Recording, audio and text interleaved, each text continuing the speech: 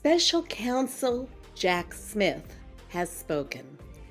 We have one set of laws in this country, and they apply to everyone. And that includes former President Trump, who has now been indicted for 37 counts of felony violations of our national security laws. Welcome to MOMocrats Chat, part of the DemCast family of podcasts. I'm Donna Schwartz Mills with Karoli. Aliza Worthington will be joining us soon, and our special guest, Red Painter 12. They're from Crooks and Liars. We finally got you. Very happy to be back. Thank you. I am so excited to see you all because it's been like 5 weeks since I've been around to talk to you guys. I know, and it's been vacation time, and while we've been, on vacation and lolling around, Jack Smith has not been doing that. And neither, by the way, has President Biden. We're going to have on President Biden. Yeah, let's give him like the shout out here for Dark Brandon, whatever you want to call him, for getting that debt ceiling done and doing it before we had a, default and messed up the global economy. Right. So, and I know that like a lot of people want to say, well, it was Kevin McCarthy who did it. It was Biden's ability to negotiate because Kevin McCarthy basically got nothing out. Nothing. I mean, when I saw the deal and I was on vacation, when I saw the deal, I just started laughing because there was nothing in it for him at all. It's hilarious to me how for years now, but especially, in the last couple months, the Republicans are constantly mocking Joe Biden for being, old and infirm and, not all there. And yet this senile man completely played every single Republican. Every time. And they don't even see it coming. So then after the fact, they have to explain to their, supporters, followers on Fox News, whatever, how this senile old man played them with just his politicking and, just sitting down and talking nicely and saying the word malarkey. And they all they literally fall for it every time. And they're shocked when it happens. But Joe Biden, 100%, he clearly came out the winner in this, as did the American people. But I mean, he got it over the finish line. He did a great job. Now, did one of the financial services proclaim that we are in a bull market now? Yeah. Oh yeah, it's not NASDAQ, S&P 500 broke through. Yeah. So we're in a bull market now. No signs of any recessions are on the horizon. And I mean, the best part of the deal is that Kevin McCarthy couldn't even negotiate the debt ceiling issue into the 2024 election. It goes all the way through 2025. So this is not going to be an issue in the election for Republicans to crow about or for, us to have to negotiate. So, I mean, I don't think you could have gotten a better deal. And I was critical, by the way, of Biden for negotiating at all. I mean, I thought, he shouldn't have done it. But when the due date was June 5th, he didn't have an option. He had to. There was no way. And it's our fault in California that June 5th date came up so fast because our taxes are deferred until October 15th because of the rains. Right. So that's why. We're a huge disaster area.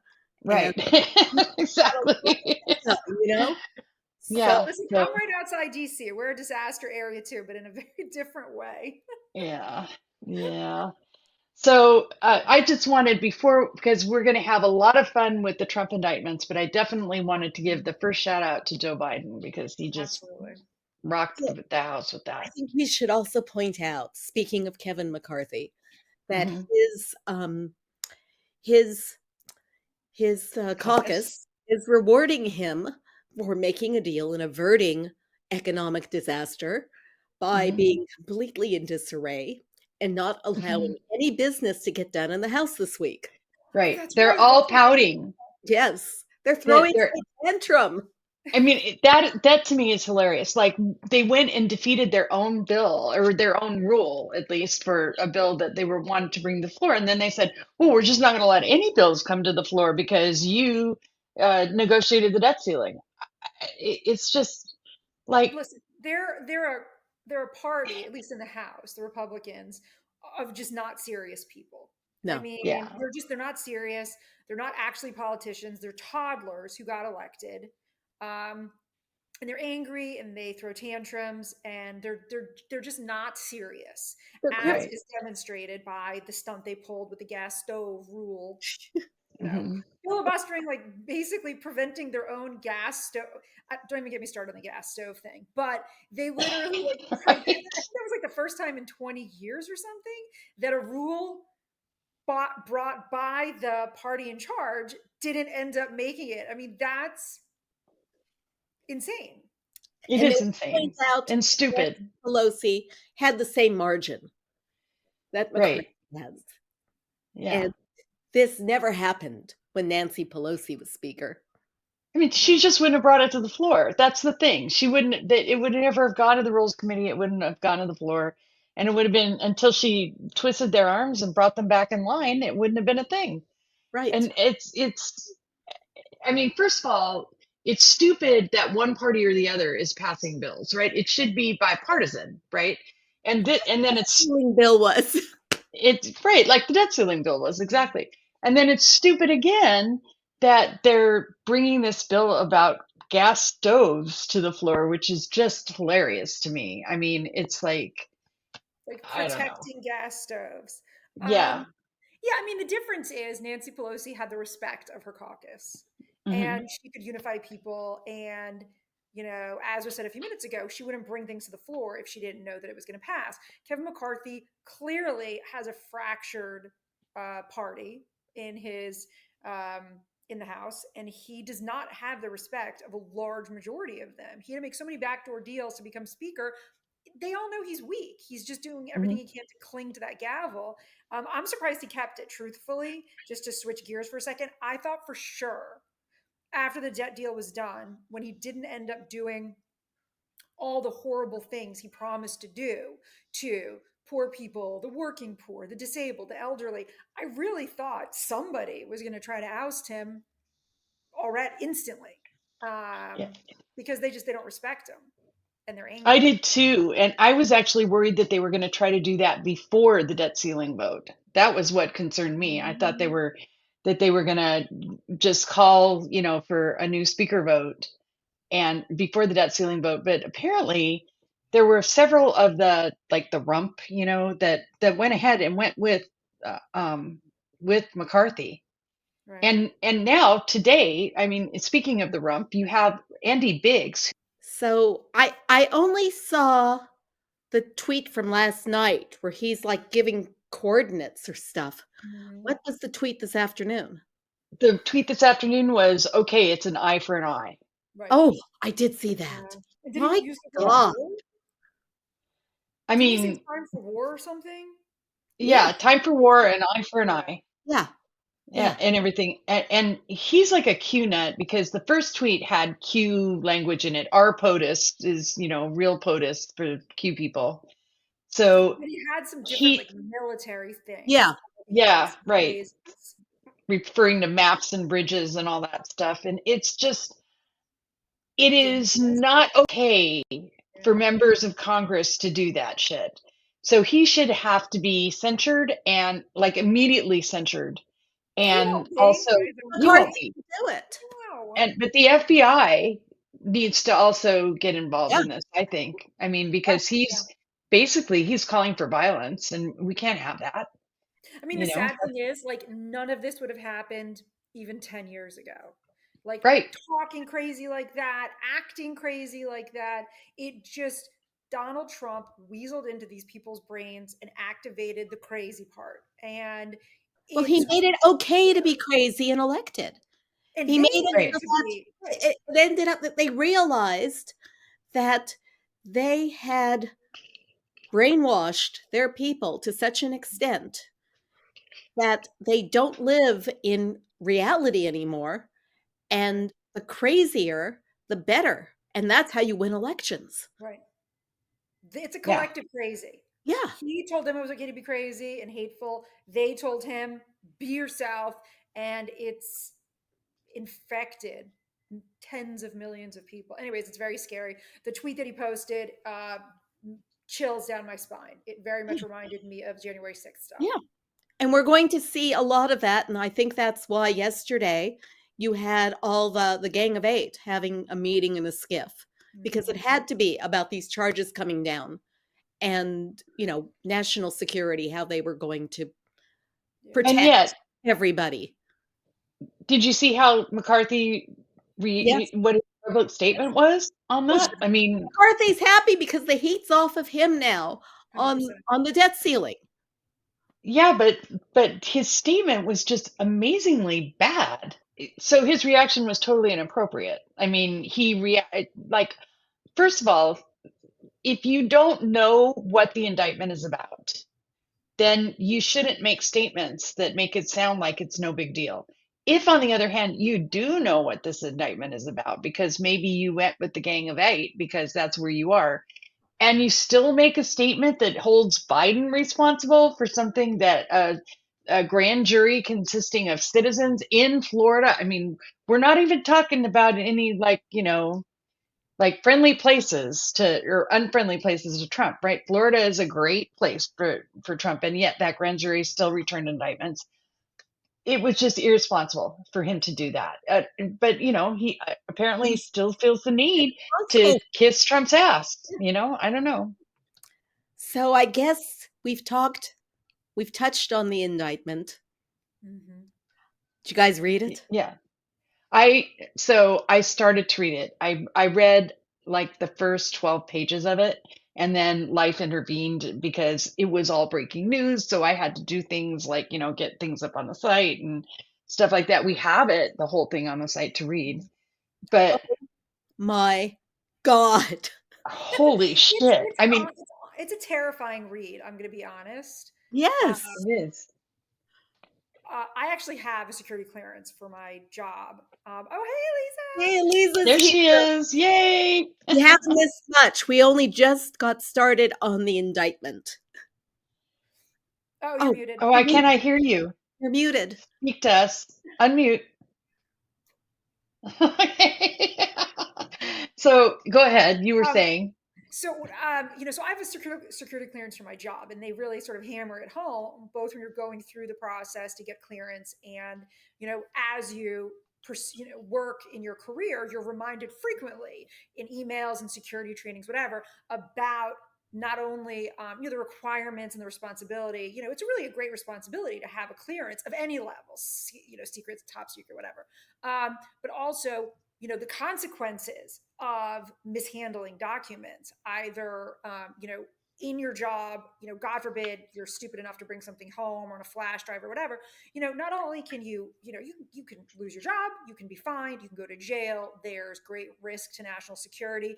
You really are told all of these things, and it's a process to go through, and to maintain it is a process, and it is a continual, you're responsible for updating them on things when, certain categories of life changes happen. So reading that indictment through the lens of what I know from being somebody who is lucky enough to have that clearance is really scary.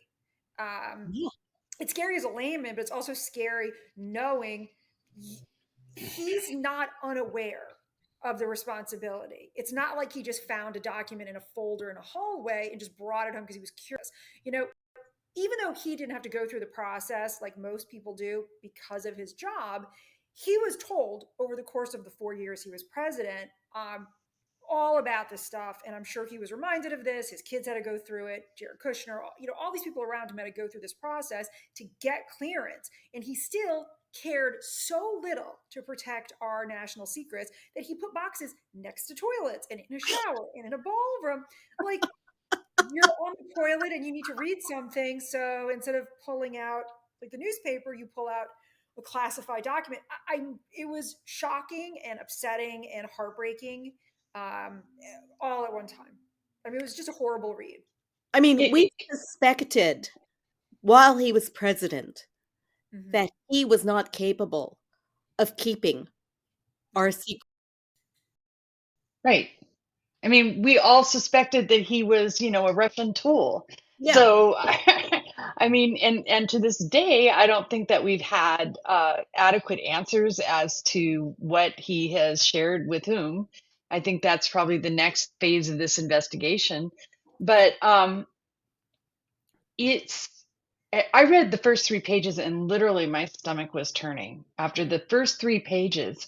And I'm told I haven't finished reading it, like I said. You haven't even gotten to. Oh, it's bad. I mean, some of this stuff, like with the spilled documents, and like there was boxes that spilled on the floor, and stuff, and with the classified markings just showing that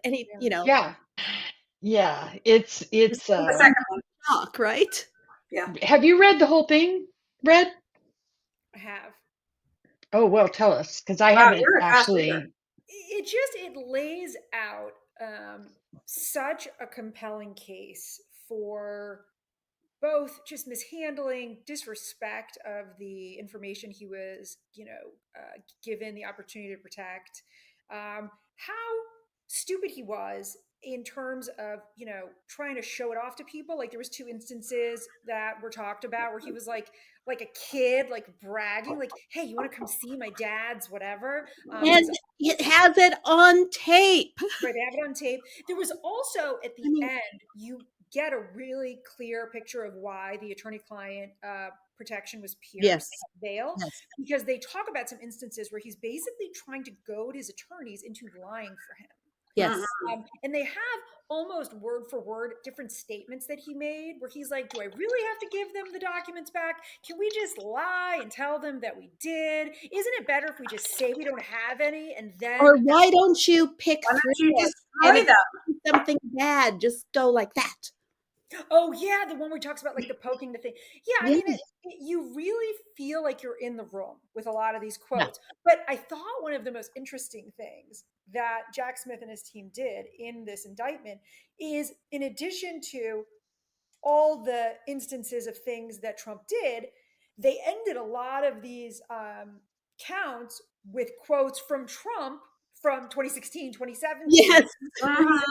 Talking about how it's important to like protect classified stuff, and he's going to enact these laws, because when he was talking about that stuff, he was making digs at Hillary Clinton. Now it's coming back to bite him, because it's clear he understands this stuff and he understands that there's punishments. So they're kind of just going full circle. Like this is what he was doing now, and this is what he said about that action when somebody else was supposed to have been doing it. And then it closed by just talking about all the counts and how much time he's facing. And I think it's something like 100 years. I mean, he'll never get 100 years, but it was just a fascinating journey into a nightmare. And I think they did a really good job of not only laying out the counts, but giving a narrative for so many of them with quotes and facts. And you really felt like you were in the room when some of this stuff was going on. It was not a dry read. It was not. It was not. Yeah, it was. I feel like it was designed for everybody, for like the everyman, the every person, to be able to read and kind of understand and see what was going on. And which is what he encouraged everyone to do in his statement. Right, when he came out, his little 2.5-minute statement where he said, read the indictment, Because Jack Smith knew that Trump was going to try to seize the narrative and announce that he'd been indicted before he was set to be arraigned, because we know this pattern. And it was just designed. Okay, let him have his 12 hours and then we'll take over. And then we'll take over. To see. By the way, I don't know if anybody else had this, but I don't think I've ever heard Jack Smith talk. No, I haven't either. I was dying to know what his voice sounded like. Well, and all we ever use is that really, like, I don't know, scary picture of him, right, in the robes and everything, right? I've seen a few others. I've seen some pictures of him, like, without facial, like when he's clean shaven. I've seen a few photos of him, and so I have seen several different iterations of how he looks, but it was, it was bizarre hearing him speak. And, I almost imagined, how with, you've seen so many photos, photography was just starting to be a thing during the Civil War. Mm-hmm. And there are many photos of Abraham Graney, but there are photos of Abraham Lincoln. And because he's so tall, and he is rumored to have, by everybody who's ever seen him, to be quite muscular, right? And that he and very, very strong, and people just imagine that he had a very, a deep voice because he was very tall and very strong. And it turns out that Abraham Lincoln had a very thin, kind of high-pitched, nasally voice, which bothered him, right? Like, he didn't like that about he didn't like his speaking voice, which is just kind of like a funny little historical tidbit. So to me, I was kind of like imagining, I was like, in my head, I was saying, oh, please, don't let Jack Smith's voice be like a little, voice.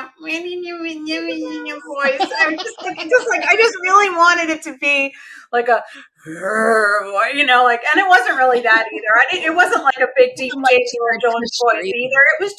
It was a very even. It was a pleasant male voice. I mean, it wasn't, very pleasant. I could expect him to pick up the phone if I was calling my HVAC person, to pick up. Right. Like, that's what his voice sounded like to me. It's very normal. If you've ever worked in like a big corporate office, there's 50 guys that resemble him and sound like him, and you're in meetings with all of them. And so I thought he looked and sounded exactly as expected. I did appreciate the fact that he had really good commanding eye contact. He knew when to pause. He said what he had to say. I think it was like 3 minutes. And he was like, bye. You're a lawyer. Boom, boom, boom, done. Yeah. No questions. Bye-bye. Yeah. You can tell, he comes across in the writing. He's very direct. He cuts to the chase. There's not a lot of fluff. It's just, this is it. This is why. This is what we're going to show you. Next thing. And his speaking style sort of matched that pretty well. Well, Nicole Wallace said that she's heard that, people say about him that he doesn't play with his food, and that's right. Well, compared to the ketchup thrower in will no one think about the ketchup? I mean, I asked my husband if we had invested it in ketchup last night. I said, did we put our retirement accounts, any of it in ketchup? Because I think there's going to be a lot of it. Yeah, that would be a good move. I was thinking today, as I was reading through the indictment, because it's written almost like in some parts like a screenplay. You can see like the dialogue, and then Jackson comes out. I'm like, who are going to play all these characters in the movie? Because there's going to be one made at some point, and then you totally know the showdown of like Trump on the stand, because he's not going to miss the opportunity to not do this, and then Jack Smith questioning him. It's going to be better than Jack Nicholson saying you can't handle the truth. I mean, the contrast with personalities and the appearance and just demeanor and intelligence and just everything about them, I am on the edge of my seat because I know it's going to be crazy. It is going to be crazy. I hope the movie doesn't happen until after he dies. The thing is that I just think it's a shame that they don't allow cameras in federal courtrooms. I mean, the ratings for this would be sky high. I think even Trump would be happy about the trial if it's televised. We're gonna get. He would be bragging about it on his Truth Social. He would raise money off of it. I don't. Totally. I don't want. I don't know. I don't know if I would rather listen to it, and I don't like the idea of cameras in the courtroom, especially. I just don't because of the grandstanding. I just think the grandstanding would be like, especially anybody on any Trump team. I just can't stomach it. I can't stomach it, and I don't want them to have any opportunity to play to their base. I don't want to give them any more free airtime. I don't want to give them, if people are going to pay attention, let them listen. Right. And, read if they know how. The, I mean, we're gonna get courtroom sketches and stuff out Yes, of it. we get And sketches. yeah, I mean, I'm sure. I don't want to play to that. And Listen, I'm sure somebody at some point is going to snap a photo on their phone, a court employee or somebody. They'll get fired for it, but Sure. I'm sure somebody's going to do it just to sell it to Fox News or TMZ or something and make some money on the side. I mean, it's guaranteed. So, I mean, I'm sure we'll see at least an image at some point. Somebody will. But yeah, I don't like. I agree that televising it like on court TV or something would just give Trump and his base even more. A new reality series.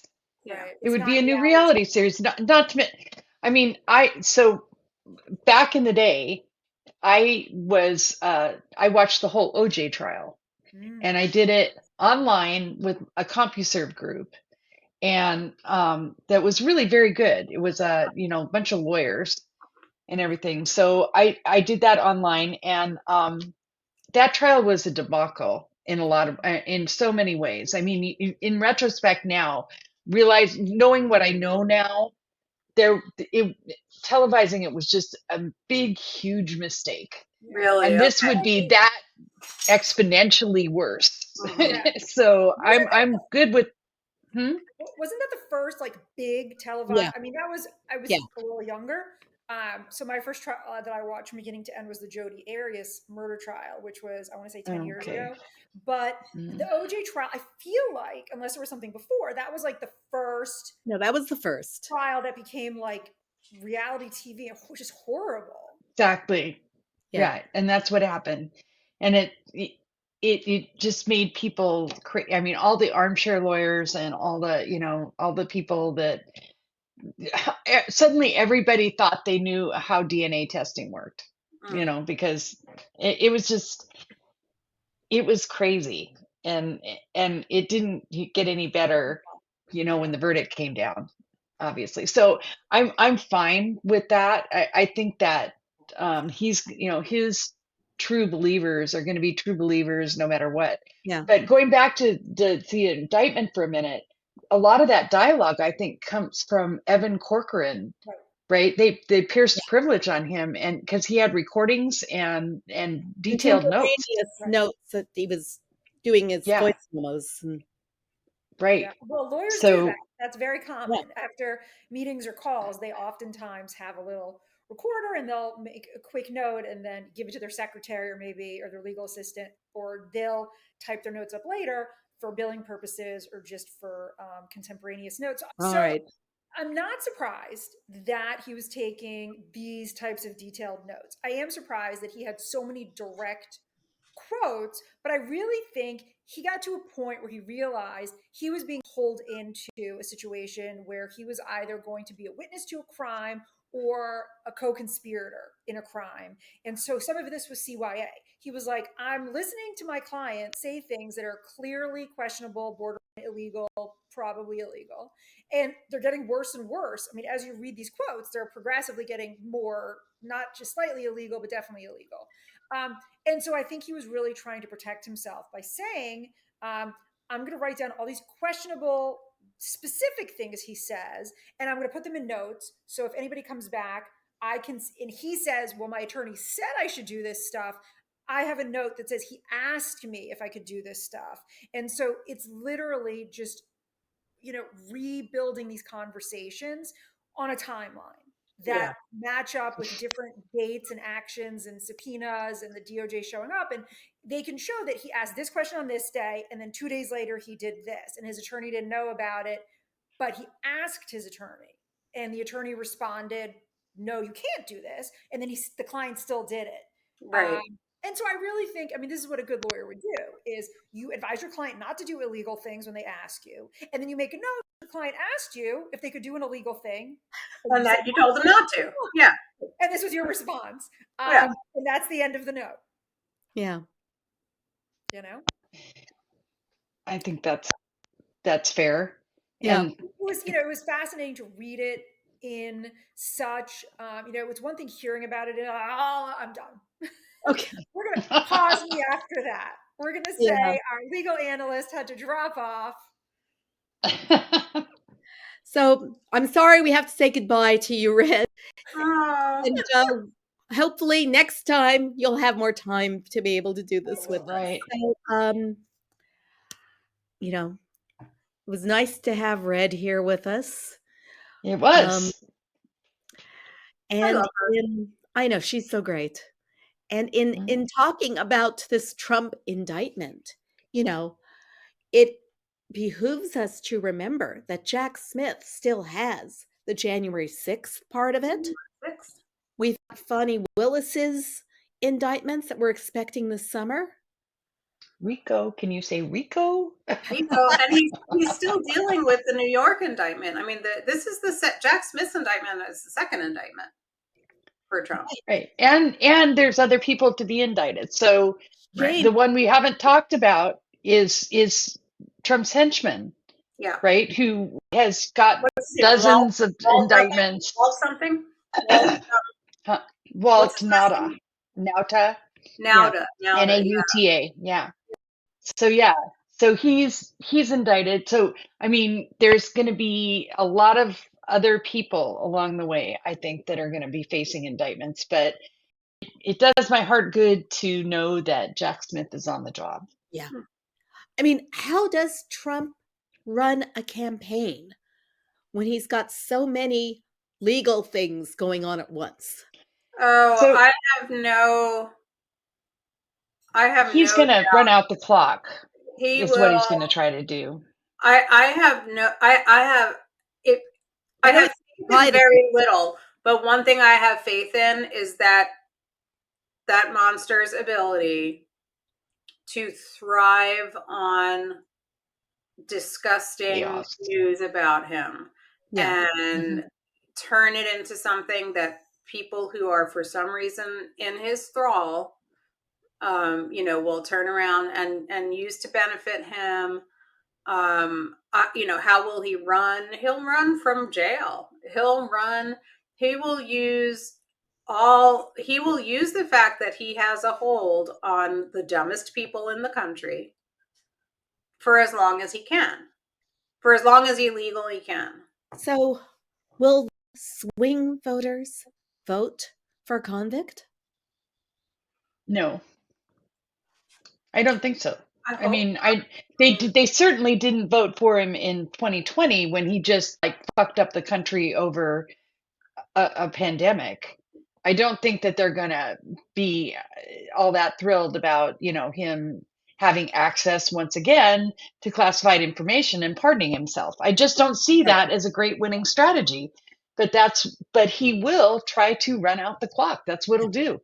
And it's interesting to me that Chris Christie is going after him like a dog with a bone. I mean, he's like, wow. Yeah, I'm very good. I don't love Chris Christie, but he's definitely, at this point in time, Mike Pence is like trying to find wiggle room between, and it's so Mike Pence doesn't have a shot in hell. He is like a wet dish rag. He's got zero charisma. Nobody loves him. He's not, sorry, Mike. No, I mean, he's got nobody. He doesn't, but Chris Christie, I mean, he's got a level of intelligence and a level of articulate speech that, he's interesting to listen to as much as I hate him, and I do hate him. He's got a record that's not great in New Jersey, so yeah. Right. I know. But if he goes after, he has the intellect to go after Trump. I don't think Pence does. Pence is such a nothing. Well, Pence is looking for the evangelical vote. That's what he wants, and that's what he thinks he's going to get, and he's not going to get it. He really is like the most milk toasty little suck butt I've ever seen. I mean, he won't come out and say anything against Trump. I know. Yeah. I mean, it's just amazing to me that he won't. Yeah.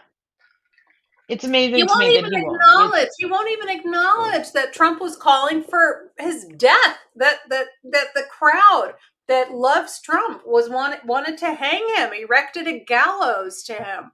He won't address that in any way. He won't acknowledge that Trump's the one who put him in danger. I know. It's just really. How's he going to run against him? Well, he's not. I mean, at this point, I don't think there's anybody in the Republican field that will succeed against him. I think that they divide up the piece that's not completely batshit crazy.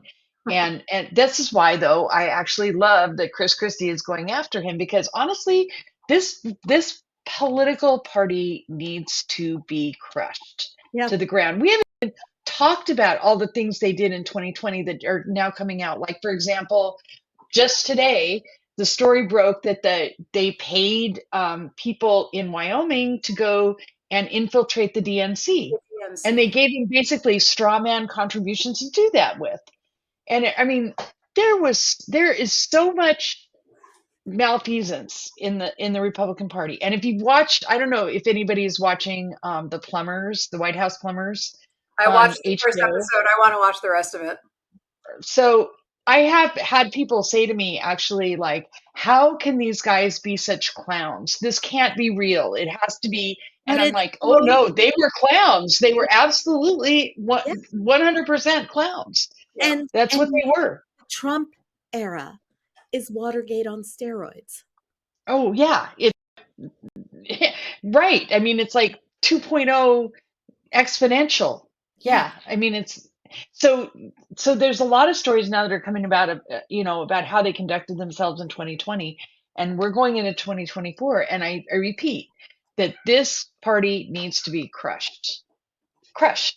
Yeah. Like gone, like the know nothings. But then in the meantime, you've got chaos agents getting third party candidates into the race. The RFK Jr. thing is just makes Cornel West. Cornel West, please. RFK Jr. Cornel West, I don't think he's going anywhere, right? I mean, they can be primary candidates. They're going to get a little tiny bit of the vote, and that's going to be it. And Marianne Williamson. And Marianne Williamson's campaign is totally melting down. I mean, staffers are leaving because she's abusive. Oh, I know. So, I don't worry too much about her. The one that worries me is the third way candidate Joe Manchin getting into the race. That would be a disaster, an utter and complete disaster. As if he hasn't ruined things enough. Wait, yeah, exactly. Who would he run with as, like, what would third party? Third party. He would run as a third party, and so he'd peel off Democrats, not Republicans. He'd peel off from Biden more than he'd take away from, I think, more than he'd take away from Trump. Assuming it's a Biden and Trump matchup, which I think it will be. How would that benefit Manchin? I'm trying to figure out.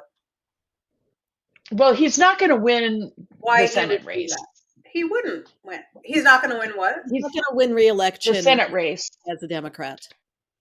Right. He's just not. Jim Justice is going to win. He's like, Jim Justice is like 34 points ahead of Manchin right now. Because West Virginia is that batshit crazy. So he's not going to win the Senate race. So, if third way will pay him. We're going to lose that Senate seat. Yeah, we're going to lose that Senate seat. We're lucky we had it as long as we did. Yeah. But that's why we have to focus. I mean, I'd much rather focus on John Tester than Joe Manchin. Yeah, definitely. Frankly. So he just wants a little attention, so he's going to run for president? I guess. I mean, I don't know if he is. He snorts around it. Things like, I haven't ruled it out, and stuff like that. So, who knows if he is or he isn't. And then he gets I don't know. lines put into the debt ceiling bill, because we got to make Joe Manchin happy. Well, what we do was I all mean, this. of all the things, I in don't there. love that the pipeline got in there, but of all the things that could have gotten in there and didn't, Yeah, I'll I take mean, the pipeline. That's true. yeah, and we have to make him happy while he's a Democratic vote in the Senate. I mean, he Mm-hmm. voted with Biden. He and Sinema both voted with Biden, as opposed to some other Democrats in the House who didn't. Right. I mean, don't get started. I know that they were allowed, they were probably given, Hakeem probably gave them the green light because They did. he knew that they had the votes. But Yeah. I still think that's Well, that and also look. there's a messaging thing that goes with that too, right? It peels. You can say we peeled off the extremes on both sides, right? Of that, and just got and believe me, this matters to people. People are like, oh, the center held, bipartisan, all that stuff. It doesn't to me, but it does to some people. So, that's a thing that they actually think about. So those people were allowed to, not vote for it, and they did campaign on, defeating pipelines, not approving them. So there is they are representing their own constituents in that, but I don't know. Like I said, I would rather have a pipeline than some of the other alternatives that we could have had. And especially because this particular pipeline was started under Trump. It's almost done. Yeah. I mean, it's not like a new thing that they're going out and doing. So it's really like kind of already a done deal anyway. Right. So anyway. Well, we keep getting good news because because Matt Gates's investigation is being reopened. There are like more. I don't know what we did to deserve all this good news this week. I'm sure you spoke before I got here. I'm sure you spoke about Pat Robertson. We did not speak about. We haven't. We haven't even dealt with that. Voting Rights Act. And the preservation of what's left of the Voting Rights Act. Right. It's been a good week, especially the last 2 days. Yeah. Yeah, definitely. It's interesting to have that much good news to have to deal with all at once. And for me, I mean, when Fox News people are sad, it's a good day, right? And Fox News people are very sad today. Oh, they're losing their shit. They've got like Hunter Biden orgy pictures out there, Please. Okay, can we just talk about Hunter Biden for a minute? Just a quick minute. Just to say, Hunter Biden is not now, nor has he ever sought public office. So it really doesn't. I really don't give a shit. And he never took $2 billion from the Saudis. Oh, right. And he they've tried this week. This was the other day. Republicans tried really hard to hammer him with this bogus accusation that the FBI wouldn't even investigate because they couldn't substantiate it. Wait, and everything. What did they try? I missed this one. What did they try to? They tried. There's like an FBI form 1203, which is something they have to fill out whenever anybody gives a tip or makes a complaint to the FBI. So somebody some mysterious person calls in, that not only did the FBI or did Hunter Biden get millions, but there was a check for $5 million to Biden too. And then, so this was the rumor. From Rudy. It comes from Rudy. So that tells you how. So this House committee, the House Wacko committee, right, says, oh, well, we want that form. So the FBI does what they said, we'll show it to you and the minority, the ranking member, right? So they show it to them, and so they show it, and then it's done. And then the next thing that happens is that the Republican says, well, I want everybody to see this. I don't want it to be I want everybody in the committee to see this. And the FBI says, no, we don't do that. This is it's unsubstantiated. It's been debunked. Bill Barr, Department of Justice, said this is bullshit. Debunked it. Right. It's not true. Right. So it's not true. And anyway, so James Comer says, well, I want the whole committee to see it. So the FBI, and if you don't produce it to the whole committee today, we're going to charge you with contempt of Congress. To Christopher Wray. So he put together Christopher Wray was under threat of contempt of Congress. Yes. Oh, right. Okay. So I was. So the FBI basically said, yeah, okay, fine. Yeah. We'll show it to him. So it's like a nothing burger. It's in a skiff, right? So it's a nothing burger. Nobody, there's nothing there to see. And even Joe Biden was like, this, what did he call it? Malarkey. And it's just so desperate, right? I mean, it reeks of desperation that they would do this on the same day that Trump announcing and trumpeting that he's been indicted by Jack Smith. It's pathetic. But, Fox News, man, Hunter Biden, that's one of their big ones.